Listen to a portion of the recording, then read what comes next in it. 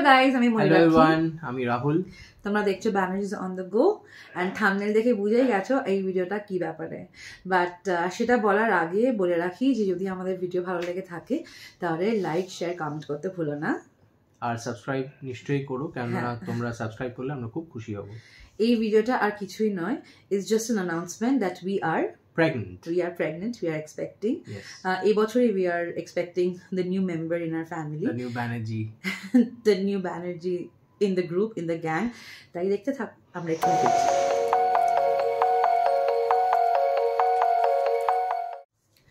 So basically কে start করবে, তুমি না আমি?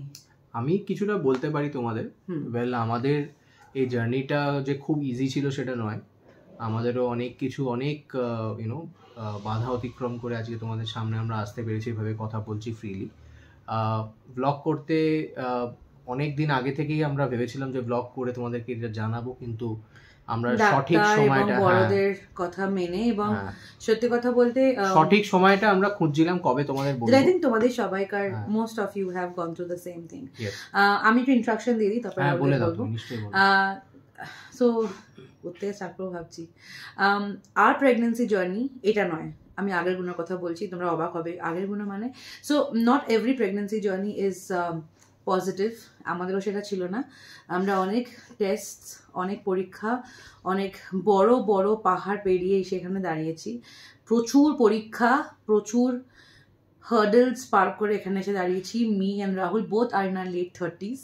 তাই বুঝতে পারছো কতগুলো পরীক্ষা আমাদের দিতে হয়েছে। আমার আর 30s নেই, by the way, just to correct you. I just turned 40 on 29th of Jan, so happy birthday. I was just trying to save your age. So না, আমি একদমই ওরকম বাচ্চা সাজতে চাই না। যাই হোক আমি বুড়ো সাজবো না তোমার। তুমি কেন বুড়ো? তুমি তো বুড়ো নও। আমিও বুড়ো নই। 40 is the new 30. Oh yeah. Yes. যাই হোক, we are deviating from the topic. বলো। তো যাই হোক, যেহেতু আমাদের আগে এক্সাইটমেন্টটা অনেক বেশি থাকতো, এইবারে আমাদের কোনো এক্সপেকটেশনস ছিল না। এবং গত কিছু মাস, মানে প্রেগনেন্সি জানবার কিছু মাস আগে থেকে আমাদের দুজনেরই আমি বলবো মন খুব খারাপ থাকতো সেই সময়। আমরা খুব হয়তো দেখিয়েছি that we are very happy and all of that, but it was just a facade. যারা ইউটিউবে দেখায় ভীষণ খুশি আছি, সুখী আছি, তারা হয়তো সবাই সেটা নয়। বাট আমাদের ছিল এটা যে যা হবে দেখা যাবে। এবং আগে যে মানে সবসময় হতো না, ও পিরিয়ডস মিস হয়েছে, এবার টেস্ট করব, ওই ব্যাপারটা এইবারে একদমই ছিল না। তাহলে বুঝতেই পারছো যে আমাদের এক্সপেকটেশনটা একদম নীল ছিল, পুরো জিরো ছিল। আর যেহেতু চারদিকে সবারই প্রায় একটা ফ্যামিলি, ফুল অন ফ্যামিলি, সেখানে তো একটা ইনকমপ্লিটনেস ফিলই হতো। এবং সেই জন্য আই ট্রাই টু আমার নিজেদের সরিয়ে এনেছিলাম অনেক কিছুর থেকে, নিজেদের প্র্যাকটিস করাচ্ছিলাম যে এই তিনজন, মানে আমি, সিম্বা, রাহুল, আমরা অ্যাজ এ ইউনিট কিভাবে আমাদের rest of our lives lead করবো। অ্যান্ড সেখানে একটা কার্ভ বল থ্রো করে ঠাকুর আমাদের দিকে। আমার বাবা মা আসে 11th November, অ্যান্ড তার 1 মাস আগে থেকে, মানে আমরা তখনও জানতাম না দ্যাট উই আর প্রেগনেন্ট। আর তার আগে দুর্গাপুজো, কালী পুজো, সব কিছুতেই আমি ভারী ভারী জিনিস সরিয়েছি। বুম্বা বুটার বাড়ি শিফটিং ছিল, আমি প্রায় 10-15 কেজি জিনিস একাই এক হাতে সরিয়েছি, এরকম জিনিস আর কি। এবং পুরোটাই না জেনে এবং মানে অদ্ভুত ভাবে সিম্বা খুব প্রোটেক্টিভ হয়ে গেছিল আমার ব্যাপারে সেই সময়। আমরা খুব হাসতাম এটা নিয়ে, খুব মানে আমি জিনিস তুললেই ও ভীষণ আমরা বুঝতে পারছিলাম না। মানে সিম্বা নরমালি, সিম্বা কিন্তু তোমাদের বলে রাখা ভালো, সিম্বা হচ্ছে পাপা কা বেটা সব সময়, আমার নেওটাও।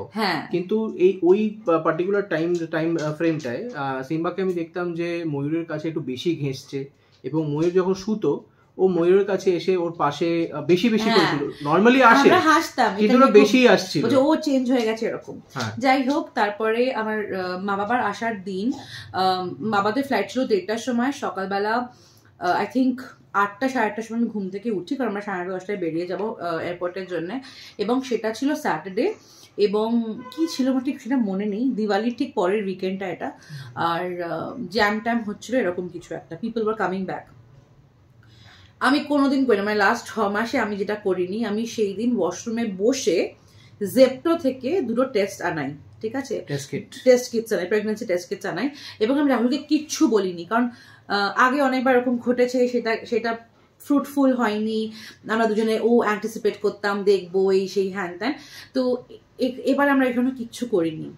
আমরা মানে আমি টেস্ট করে আমার মাথাতেই নেই যে আমি টেস্ট করেছি। ওই দুটো টেস্ট করে আমি ঘুম চোখে উঠেছি, ঘুম চোখে উঠে ওই ড্রেসিং টেবিলের ওপরে রেখে দিয়েছি দুটো টেস্ট কিট করে। এসে আমি ঘুমিয়েও পড়েছি। হ্যাঁ, এবার এসে ঘুম থেকে উঠে কি মনে হয়েছে আমার, আমি এখানে একটু ছোট্ট একটা কারেকশন আছে। ও ওই টেস্টটা করে ও আমি ওয়াশরুম গেছিলাম আর তুমিও ওয়াশরুম গেছিলে অন্য ওয়াশরুমটায়। আমি যখন বেরিয়েছি ও কিন্তু কিছু বলেনি আমাকে যে আমি টেস্ট করে রেখেছি বা কিছু। আমি বেরিয়ে দেখি ভুলে গেছে, ও বেমালুম ভুলে গেছে। আমি বেরিয়ে দেখি যে আমাদের যে ড্রেসিং টেবিলের ওখানে দুখানা এরকম কিট রাখা, ঢোকানো মানে প্যাকেটের ভেতরে ঢুকিয়ে আমি এটা কি রাখা আছে আমি বার করেছি। আমি ওখানে দেখি যে দুটো পজিটিভ লাইন আর দুখানা টেস্ট কিট আর দুটোই সেম জিনিস। আমি তো মানে আমি যে রিঅ্যাক্ট করব আমরা ভাবতাম যে আমরা ব্লগে যেরকম দেখতাম না বাকিদের যে কান্নাকাটি করছে, জড়িয়ে ধরছে একে অপরকে, এন্ড ইউ নো খুব ইমোশনাল ব্যাপারটা হবে, আমরা এটা শুট করব ব্লগের জন্য। আমরা জাস্ট উই ওয়েন্ট নাম, ঠিক আছে? আমরা জাস্ট ভাবছি যে আনন্দ করব, এটা যদি সত্যি না হয় ঠিক আছে আগে ডাক্তার দেখাই, মানে এরকম পর্যায়ে চলে গেছি যেখানে আমাদের কোনো এক্সাইটমেন্টই নেই, কোনো আনন্দই করছি না আমরা। দিয়ে আমি তখন রাহুলকে বলি যে আর ইউ শিওর এটা প্রেগনেন্ট? রাহুল বলছে কাম ডাউন, মা বাবারা আসছে, কোনো উত্তেজনা কিছু বলতে হবে না, আমরা আগে ডাক্তার দেখাবো তারপরে আমরা সেটা কনফার্ম করব। তো এক্সাইটমেন্টটা আমার ভেতরে ছিল কিন্তু আমি সামহাও ওটা প্রকাশ করতে পারছিলাম না। তারপরে আমরা এয়ারপোর্টের জন্য বেরিয়ে যাই এবং এয়ারপোর্টে গিয়ে আমি তখন বুঝি যে my body is telling me certain things, যেটা আমাকে গত 1-2 সপ্তাহ ধরে হয়তো বলছে আমার বডি, আমি সেটা রেকগনাইজ করছিলাম না, আইডেন্টিফাই করছিলাম না। আমি দেখছি যে আমার একটু হাঁটলে শরীরটা খারাপ লাগছে। আর by the way for the last 1 month আমার প্রচন্ড মর্নিং সিকনেস ছিল, যেটা পুরো দিন ধরে চলতো। আমাকে অনেক সময় বলতো যে রাহুল আমার না একটু নসিয়াটিক লাগছে, আমার ভালো লাগছে না, প্রচন্ড বেশি ক্লস্ট্রোফোবিক লাগছে, ভালো লাগছে না। আমি তখন বললাম না তোমার হয়তো এরকম আছে, তোমার নরমালি হয়, তুমি জল টল খাও বা তুমি একটু হাঁটাহাঁটি করো, বেশি ওয়াশরুম যেতে হচ্ছে, এরকম অনেক আমরা কেউই সত্যিকারে বলতে আমরা কোনো সাইনই আমরা ঠিক বুঝতে পারিনি, আমরা রিয়ালাইজ করিনি, না বোঝার চেষ্টা করেছি। সেটা হতে পারে, এক্সাইটমেন্ট বাড়িয়ে লাভ নেই, যদি এটা না হয় এরকম ব্যাপার, সেটা হতে পারে। হ্যাঁ, যাই হোক মা বাবা এসেছে। অদ্ভুত ব্যাপার শোনো, আমি মাকে বলেছি যে আমার মায়ের সঙ্গে আমার ফার্স্ট দেখা, মানে একে অপরের সাথে জড়ি ধরলাম, প্রণাম করলাম, করার পরেই ফার্স্ট থিং আমার মা আমাকে বলছে শোনো এবার কিন্তু খুব সাবধানে থাকতে হবে, এবার থেকে খাওয়া দাওয়াটা ঠিক করে করতে হবে, বুঝতেই তো পারছো এরকম। হ্যাঁ, রাহুল ভেবেছে আমি মাকে কথাটা বলে দিয়েছি। রাহুল আমাকে সাইডে টেনে বলছে তুমি পেটের মধ্যে কোনো কথা রাখতে পারো না, কি গো এখনই বলে দিলে, তুমি তো ডাক্তার টেস্ট করাওনি। শোনো আমি কিচ্ছু বলিনি, আমি জাস্ট মায়েরকে হাই মা, হ্যালো মা, এইটুকু হয়েছে। তারপরে কোনো কথা হয়নি মা বাবার সাথে। মা এক্সপেক্টই করে এসেছিল, মা জেনে এসেছিল, আমি জানি না কিভাবে মায়েদের মন, মা জেনে এসেছিল যে আই এম এক্সপেক্টিং। আমরা দুজনে মিলে গাড়িতে বসে ভাবছি যে কি আমরা কিছু কথা বলেছি, কিছু ইঙ্গিত দিয়েছি যেতে মা এটা বুঝে গেছে। যাই হোক, তো তারপরে গাড়িতেই আমি মাকে আর বাবাকে অ্যানাউন্স করি যে আজকে সকালে টেস্টটা করিয়েছি। না তোমার ওইখানে একটু ভুল হচ্ছে, আমরা এয়ারপোর্টেই বলে দিয়েছি। ও ইয়েস ইয়েস, আমি চা আনতে গেছিলাম, আমার মনে আছে, বা সরি ভুলে গেছিলাম, রুনুমার বাবার জন্য আমি চাটা আনতে গেছিলাম। চাটা এনে জাস্ট আমি রেখেছি এবং চায়ের কাপটা জাস্ট চায়ে চুমুক দিতে দিতে আমি রুনুমাকে বললাম যে তোমাদের কিছু বলার আছে। হ্যাঁ বলো। যখনই আমরা বলেছি কথাটা যে ময়ূর ইজ এক্সপেক্টিং, আমি তোমাকে জানি, হ্যাঁ রুনুমা জাস্ট নেক্সট ওনার এক্সপ্রেশনটা হ্যাঁ আমি তো জানি, আমরা it just gave us goose bumps. আমরা ভাবতে পারিনি যে আমরা কিছু বলিনি, তাকে জানাইনি, একটা কিচ্ছু জানাইনি, কেউ জানে, আমরা জেনেছি তার 1-2 ঘন্টা আগে একটা মা বলছে হ্যাঁ আমি জানি। তার মানে কি একটা মায়ের মনে কত কিছু হতে পারে। সে ভগবানকে এত ডেকেছেন, এত প্রার্থনা করেছেন আমাদের জন্য, সে কিন্তু সেই মানে কনফিডেন্সটা নিয়ে এসছেন যে আমরা যে কথাটা এবার ওনাদের বলবো ওই কথাটা সেইটাই হবে, এবং সেটাই হয়েছে। এবং তোমাদের আশীর্বাদে সবারকার তোমাদের বেস্ট উইশেস আছে আমাদের সঙ্গে। আর সবকিছু এখনো পর্যন্ত সব ঠিক আছে। ময়ূরের সব টেস্ট যা যা করণীয় ছিল সেগুলো ময়ূর করেছে, এবং আগামী দিনে যা যা টেস্ট হবে সেগুলো আমরা করাবো। So we R in a good space right now, সেইটুকু বলতে।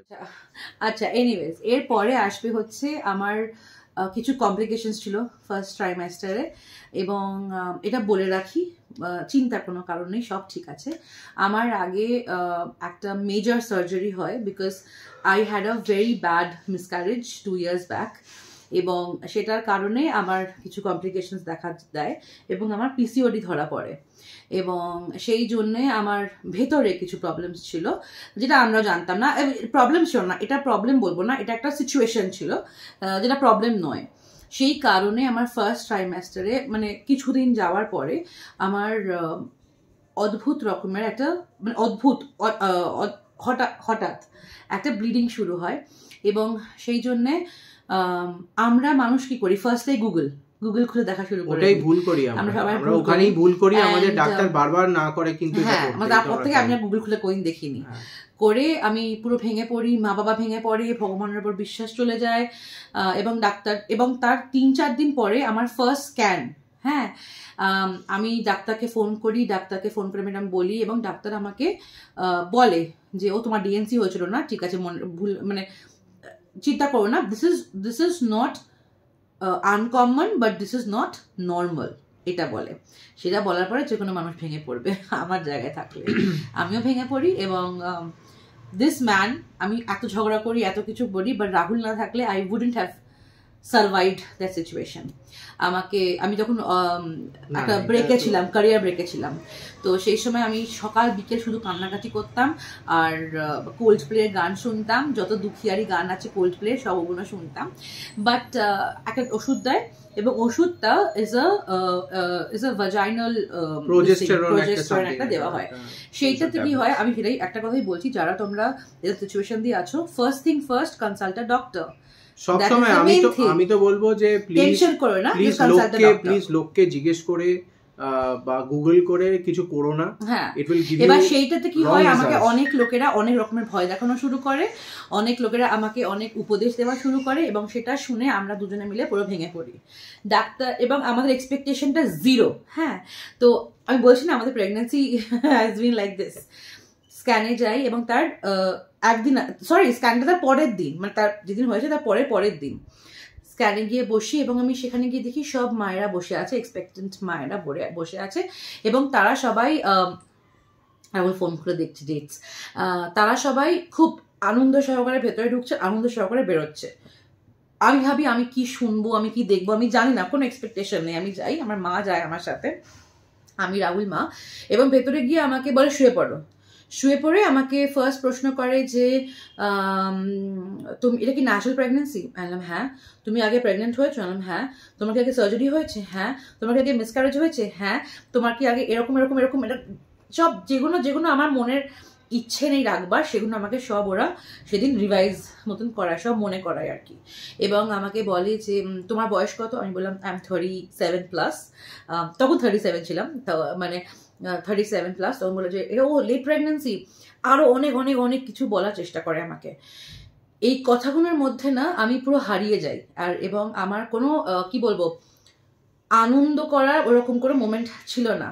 তো আমি মানে ভেতর যেটা কি টিভিএস বলে সেটা না করে ওরা বলে ঠিক আছে আমি ওপর দিয়ে করছি। করার সময় আমাকে হঠাৎ বলে যে দিয়ে আমি দেখি ট্রেন যেমন দৌড়য় ওরকম ট্রেন দৌড়চ্ছে আমার একটা আওয়াজ। তো আমি বোকার মতন জিজ্ঞেস করছি এটা কি আমার heartbeat? I was in such a trans. তখন বলছে যে না, এরকম করে বলছেন রেডিওলজিস্ট। ও আচ্ছা। তারপরে যে জিজ্ঞেস করবো এটা কার হার্টবিট, কি ব্যাপার, ওষুধ তোমাকে ওষুধ দিয়েছিল এই সেই হ্যান ত্যান, তুমি এখন কেমন আছো, ব্লিডিং হচ্ছে কিনা, এইসব আমাকে জিজ্ঞেস করে। আমি ঠিক আছে, এবার তুমি বাইরে গিয়ে ওয়েট করতে পারো। That's it. আমি ঘর থেকে বেরোই এবং আমার মুখ আমি কাঁদতে কাঁদতে বেরোই, নর্মাল, মানে এটাই হচ্ছে বিগ ডিল। সেটা দেখে আমার মা আর আমার বরের মুখের রং উড়ে যায় যে সবাই এত আনন্দ করে বেরোচ্ছে ঘর থেকে, আমার বউ কেন এরকম ভাবে বেরোলো। রাহুল সুমনা বলছে কি হয়েছে ময়ূর, বলো কি হয়েছে। আমি তখন বেরিয়ে বললাম যে আমি জানি না, আমাকে এটা ট্রেনের আওয়াজের মতন কিছু শুনিয়েছে। তারপরেই কি হয়েছে আমি একটুখানি বলি যে ওর এটা বললো তো তার ঠিক পরেই হয়েছে যে আমাকে ডাকলো যে ময়ূরাক্ষীর হাজবেন্ড কোথায় আছে। তো আমি উঠে গেছি, আমি উঠে গিয়ে আমি সঙ্গে সঙ্গে আমাকে বলছে এই যে রিপোর্টটা হয়ে গেছে তৈরি। আমার সাহস নেই, আমি কিন্তু আমি একজন নোভিস, আমি ডক্টর নই, কিছুই নই। কিন্তু কয়েকটা বেসিক রিডিং আমি করতে পারি। সো আমি জাস্ট রিপোর্টটাকে উল্টে পাল্টে দেখছি যে যেখানে তোমার সব কিছু রিডিংসগুলো আছে সব কিছুতে নর্মাল নর্মাল নর্মাল লেখা আছে।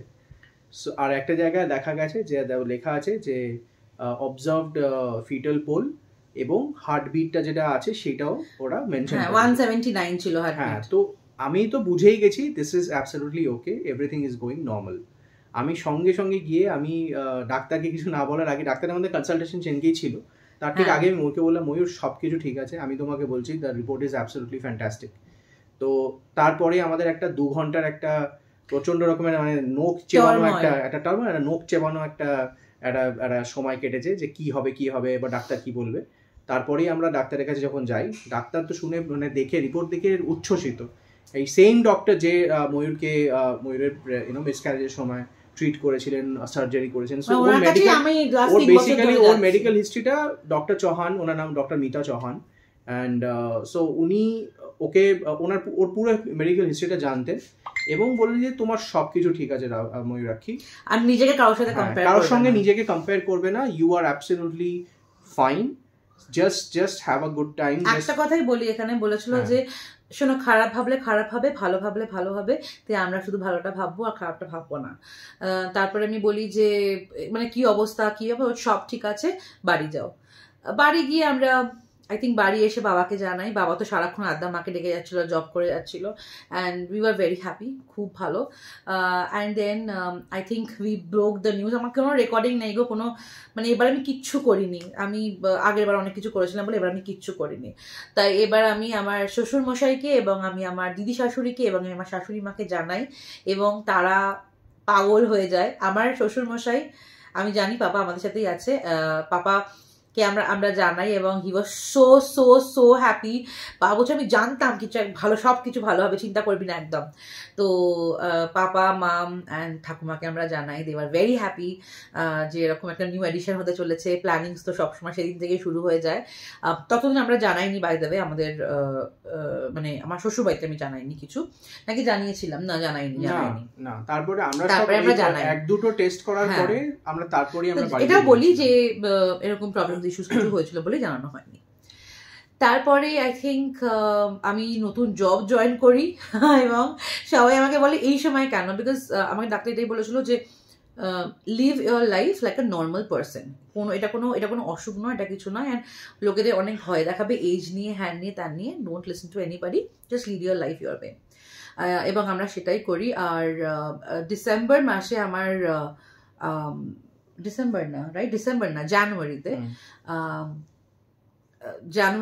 ডিসেম্বরে আমরা আমাদের আরেকবার টেস্ট ফেস্ট কিছু সব হয়, ব্লাড টেস্ট, সব নর্মাল আসে, সব কিছু ঠিক আছে, everything is in control. Vitamin ডিটা এরকম কিছু বলে, ভিটামিন ডিটা ওর একটুখানি কম ছিল, কিন্তু বলেছিল ওটা কোনো ব্যাপার না, ওটা খুব একটা কনসার্ন কিছু দেয় আর কি, মানে নর্মাল যে ওষুধগুলো দেয় না, মানে ফলিক অ্যাসিড, আয়রন, এইসব শুরু হয়ে যায়। তখন আমি সেকেন্ড ট্রাইমেস্টারে ঢুকে গেছি না ঢুকবো এরকম কিছু একটা। 6th of Jan আমার পরীক্ষা হয়, যেটাকে বলে হচ্ছে N T scan. 6th of Jan না, হ্যাঁ 6th of Jan আমার এনটি স্ক্যান হয়। এবং এনটি স্ক্যান হওয়ার সময় আমাকে যিনি রেডিওলজিস্ট ছিলেন উনি আমাকে বলেন যেরকম এনআইপিটি বলো না, এনআইপিটিটা পরে বলেছিল, এনটি স্ক্যানটা আগে হয় আমার। এনটি স্ক্যানটা হয়, আমি সেটা বলবো। এনটি স্ক্যানটা হয় এবং এনটি স্ক্যানে আমি বেবির পুরো দেখতে পাই। একটা অদ্ভুত ফিলিং, উইয়ার্ড ফিলিং। আমি ছোটো থেকে ভীষণভাবে কনজারভেটিভ এসব ব্যাপারে, আই এম এক্সট্রিমলি স্ক্যার্ড। আমার দিদি আমাকে এখনো খ্যাপায়, একটা মানুষের ভেতর একটা মানুষ গড়ছে, এই ব্যাপারটা অন্যদের শুনতে খুব ভাল লাগে, অন্যরা এক্সপেক্টিং, খুব ভাল লাগে, বাট কি করছে সে ভেতরে, I can see that person inside me. খুব উইয়ার্ড, অন্ধকার ঘর, কথা কেউ বলছে না, এরকম। তারপরে সে কন্টিনিউয়াসলি আমাকে নানা রকম, যেহেতু আমার রিপোর্টটা ছিল, পুরনো গল্প জিজ্ঞেস করতে থাকে এবং আমি নার্ভাস হয়ে যাই। নার্ভাস হওয়ার কারণে যে ভেতরে আছে সেও নার্ভাস হয়ে যায় এবং সে নিজেকে উল্টে দেয় এবং কিছুতেই নিজেকে সে দেখানোর চেষ্টা করে না, কিছুতে খুঁজে পাওয়া যায় না। আমি 3 বার সেদিন আমার স্ক্যান হয়, 3 বারের বেলা সে বলে আমাকে, ডাক্তার বলে that the baby is extremely jumping, মানে ইটস জাম্পিং অ্যারাউন্ড, আমি টেস্ট করতে পারছি না, তুমি ঘুরে এসো, তুমি ঘুরে এসো, তুমি ঘুরে এসো। তিনবারের বেলায় যখন হয় তখন আমাকে বলে যে তোমার তো যেহেতু লেট 30s, তোমাকে ডাক্তার বলেছে এটা এটা এটা একটা NIPT পরীক্ষা হতে পারে। তখন আমি বলি ওখানে শুয়ে শুয়ে, হ্যাঁ ঘরটা অন্ধকার এরকম হচ্ছে, আমি তখন বলি NIPT পরীক্ষা মানে? বলছে যে এরকম there is a chance যে লেট 30s এর বাচ্চাদের অনেক কমপ্লিকেশনস দেখা যায়, নানা রকমের ওষুধ দেখা যায়, এমনি তো বাচ্চা ঠিক আছে। আমি তখন বলি না বেবি কি ঠিক আছে? বলছে হ্যাঁ তুমি তো হার্টবিট শুনলে। না আমি শুনিনি, আপনি আমাকে এত কিছু বলছিলেন, আমি এর মধ্যে কনসেন্ট্রেট করতে পারিনি। তখন বলে যে হ্যাঁ নর্মাল বেবি নর্মাল আছে এবং তুমি NIPT পরীক্ষা তোমাকে ডাক্তার বলে দেবে। বেরিয়ে এসে আমি বেবির হার্টবিট শুনি, বাট বেরিয়ে এসে আমার পুরো হাত ফাত ঠান্ডা হয়ে যায়। আর সেইটা বেসিক্যালি রাহুলের ওপর একটা বিশাল প্রভাব ফেলে। কি হয়েছে ময়ূরের, আমি কিছু বলতে পারি না, আমি এসে জাস্ট কাঁদি, বাইরে বেরিয়ে এসে কান্নাকাটি করি যে এরকম এরকম বলেছে, বাচ্চার এরকম অ্যাবনর্মাল হওয়ার চান্স, ডাউন সিনড্রোম হওয়ার চান্স। সেই সময় আমি বলবো যে আমাকে বাধ্য হয়, মানে আমি জানি একটু আগেই তোমাদের বললাম যে গুগল করা উচিত নয় এবং all that staff, but I had to Google up for some answers and I did that. আমি আমাকে করতেই হয়েছিল, আমি অন্য কারোকে জিজ্ঞেস করার আগে আমি একবার মেডিকেল অথরিটি যেগুলো আছে তোমার গুগলে, সেই সব জায়গায় গিয়ে সব সাইটসে গিয়ে আমি একটুখানি পড়লাম ব্যাপারটা নিয়ে। তখন বুঝলাম যে না, this is nothing to worry, মানে আমরা জিনিসটা একদমই জানতাম না। আমি পরে এটা জানতে পারলাম যে সবাইকে করতে হবে, যারা on the other side of 30 যারা, তাদের সবাইকে এটা করতে হবে, একটা ম্যান্ডেটরি একটা টেস্ট। তো তার জন্য কোনো চিন্তা করতে বা বারণ করে দিয়েছিল এবং বলেছিল it will take some time, the report will take some time. So এটা হওয়ার পরে তারপরেই তো আমি 7 তারিখে রিপোর্ট, সেদিনকে ওর টেস্টটা হয়, NIPT টেস্টটা হয়, সেটা একটা রোববার ছিল। হ্যাঁ, এবং সেদিন আমার বিশাল শরীর খারাপ, মানে টেনশন, নার্ভাসনেস আমার মারাত্মক। আর এত কিছুর মধ্যে বলি ওর যখন টেস্টটা হয়ে গেছে, তারপরে আমি আর ময়ূর মলে গিয়ে একটুখানি চা খেতে গেছিলাম। আই কলড আপ মাই ফাদার-ইন-ল, আমি আমার শ্বশুরমশাইকে ফোন করেছিলাম। বাবাকে ফোন করে, এবং বাবাকে ও ফোন করে না, বাবা হঠাৎ করে ফোন করে, যখন চা আমরা খাচ্ছি সেই সময় হঠাৎ করে ফোন করে ফেলে এবং জিজ্ঞেস তোরা কি করছিস। তখন ময়ূর বলেছে যে আমরা চা খেতে এসেছি। আর তারপরে পুরো জিনিসটা বাবাকে বলেছে, বাবাকে বলতেই বাবা বলছে যে কোনো ব্যাপার না, আমি তো জানি ইউর আ রক স্টার, কোনো ফ্যাক্টর না, এটা একটা মানে যেটা যে সব প্রোটোকল আছে সেগুলোকে তোমরা ফলো করো, কোনো ব্যাপার না, এত চিন্তা করবে না, কিছু না, সবকিছু ঠিক আছে। পাপা ওয়াজ মানে হি ওয়াজ ভেরি পজিটিভ। আমার প্রেগন্যান্সি যতদিন ছিলেন, মানে 24/7 হি ওয়াজ প্রোভাইডিং মি সাপোর্ট। সব ঠিক আছে, চিন্তা করবি না, তুই ভীষণ চিন্তা করবি না, তুই আমার brave girl, he use to say this things to me. খুব ভালো লাগতো শুনে, মানে আমার বাবার সাথে কথা বলে আমার মনটা খুব ভালো হয়ে যেত। এরকম 7th আমি রানা প্রিয়াঙ্কার সঙ্গে দেখা করি, আমার বন্ধু, বেঙ্গলিজ ইন ব্যাঙ্গালোর ব্লগস, তোমরা অনেকেই চেনো, ওদের সঙ্গে দেখা করি এবং প্রিয়াঙ্কার সাথে কথা বলে আমার মনে হয় আমার বুকের ওপর থেকে কেউ পাথরটা সরিয়ে রেখেছে। ও আমাকে বলে ময়ূর দিস ইজ ভেরি নর্মাল, সবাইকে করতে হয়। ও আমাকে জিজ্ঞেস করে তোমার NIPT পরীক্ষাটা হয়েছে? ও যে আমাকে বলে না কেন তোর হয়েছিল, ও বলছে হ্যাঁ এটা তো নর্মাল ব্যাপার, সবারই হয়, মানে যাদের 30-এর উপরে, এটা কোনো চিন্তা ব্যাপার না, এরকম। দেখ আমাকে এরকম বলেছে, বলছে হ্যাঁ এটা তো নর্মাল ব্যাপার, আমাদেরও টেনশন ছিল, আমাদেরও চিন্তা ছিল, এরকম। সেটা শুনে না মানে মনে হয়েছিল যে খুব শান্তি পেয়েছিলাম। হ্যাঁ, 90% অফ দ্য টেনশন ওয়াজ গন। সত্যি কথা 10% যায়নি, বিকজ ওরা বলে যে 15 দিন পরে রেজাল্টটা আসবে, অপেক্ষা করে যান, তখন দেখা যাবে।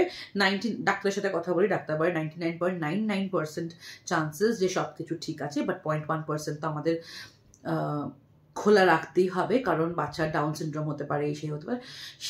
সেই শুনে আমার ঘুম উড়ে গেছে, 2 দিন ধরে আমার ঘুম হয়নি। এবং রোববার দিন আমরা যাই এবং রাহুলের বার্থডে গিফট কেনা হয় এবং আনফর্চুনেটলি আমরা পরের দিন আমাদের পাপাকে হারাই, মানে 6th, 7th, 8th সকালবেলা পাপা আমাদের ছেড়ে চলে যায়। এবং আই থিঙ্ক আমাদের স্ট্রেস লেভেলটা এইখান থেকে জাস্ট এরকম হয়ে যায়, একদম স্পাইক করে এবং সেই কারণে it affected my blood pressure.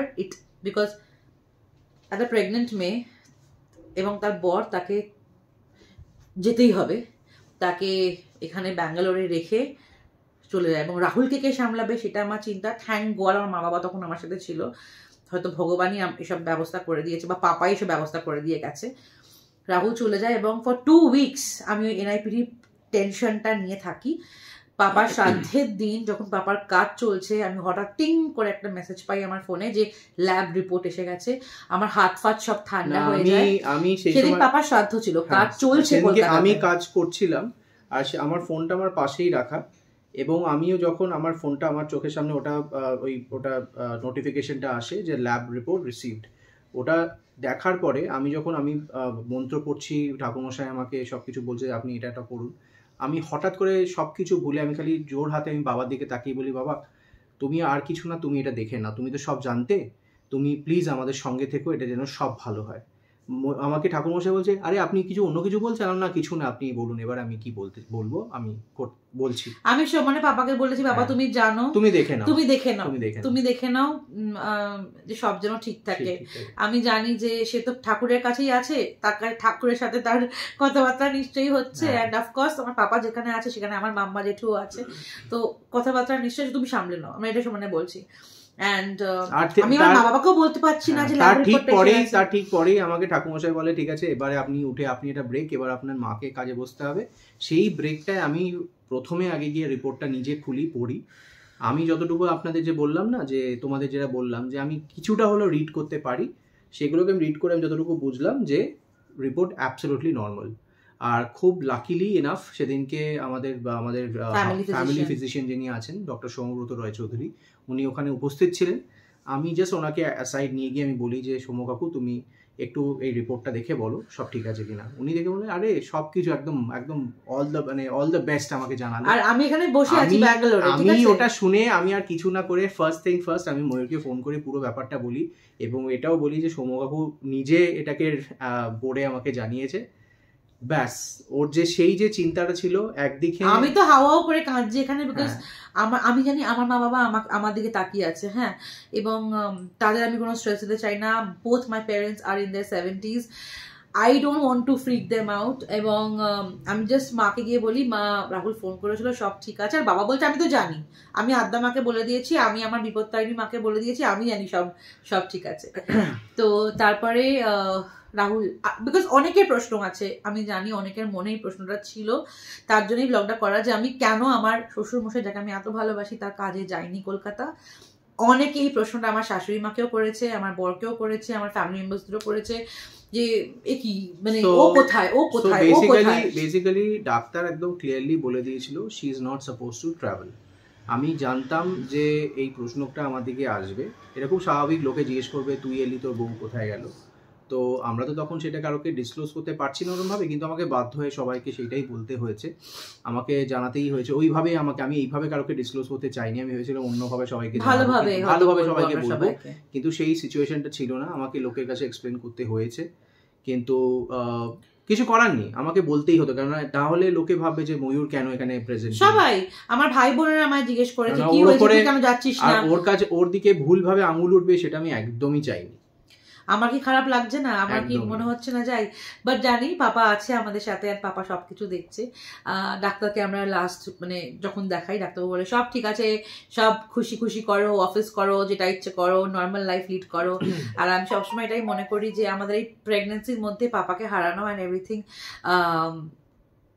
কিছু তো নিশ্চয়ই সিগনিফিকেন্স আছে। পাপা সবসময় আমাদের সাথে আছে, আমার মাথার উপরে আছে হাত দিয়ে, এন্ড পাপা জেনে গেছে যে আমরা প্রেগনেন্ট, উই আর এক্সপেক্টিং, সেটাই আই থিঙ্ক আমার কাছে বিশাল পাওয়া।